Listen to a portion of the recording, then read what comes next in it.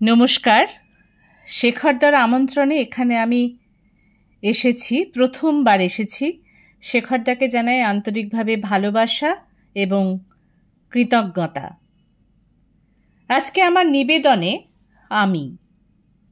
আমারই চেতনার রঙে পান্না হলো সবুজ, চুনি উঠল রাঙা হয়ে। আমি চোখ মেললুম আকাশে, জ্বলে উঠল আলো পূবে পশ্চিমে। গোলাপের দিকে চেয়ে বললুম, সুন্দর সুন্দর হলো সে। তুমি বলবে এ যে তত্ত্ব কথা, এ কবির বাণী নয়। আমি বলবো এ সত্য, তাই এ কাব্য। এ আমার অহংকার, অহংকার সমস্ত মানুষের হয়ে। মানুষের অহংকার পটেই বিশ্বকর্মার বিশ্বশিল্প। তত্ত্বজ্ঞানী জপ করছেন নিঃশ্বাসে প্রশ্বাসে, না না না, না পান্না, না চুনি, না আলো, না গোলাপ, না আমি, না তুমি।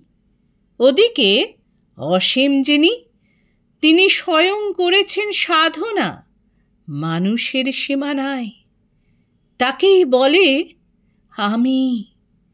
সেই আমির গহনে আলো আঁধারের ঘটল সঙ্গম। দেখা দিল রূপ, জেগে উঠল রস। না কখন ফুটে উঠল হাঁ, মায়ার মন্ত্রে, রেখায়, রঙে, সুখে দুঃখে। একে বলো না তত্ত্ব, আমার মন হয়েছে পুলকিত। বিশ্ব আমির রচনার আসরে হাতে নিয়ে তুলি, পাত্রে নিয়ে রং।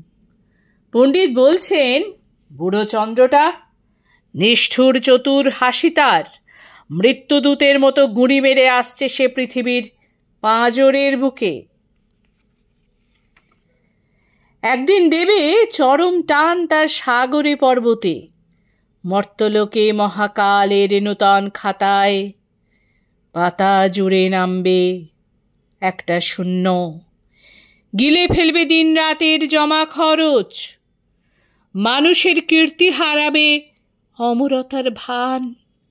তার ইতিহাসে লেপে দেবে অনন্ত রাত্রির কালি।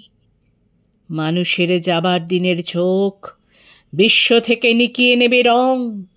মানুষের যাবার দিনের মন ছানিয়ে নেবে রস। শক্তির কম্পন চলবে আকাশে আকাশে, জ্বলবে না কোথাও আলো। বিনাহীন সভায় যন্ত্রীর আঙুল নাচবে, বাজবে না সুর।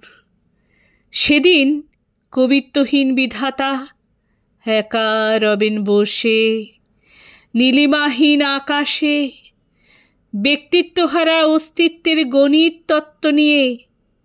তখন বিরাট বিশ্বভুবনে দূরে দূরান্তে অনন্ত অসংখ্য লোকে লোকান্তরে এ বাণী ধ্বনিত হবে না কোনোখানেই, তুমি সুন্দর, আমি ভালোবাসি। বিধাতা কি আবার বসবেন সাধনা করতে যুগ যুগান্তর ধরে?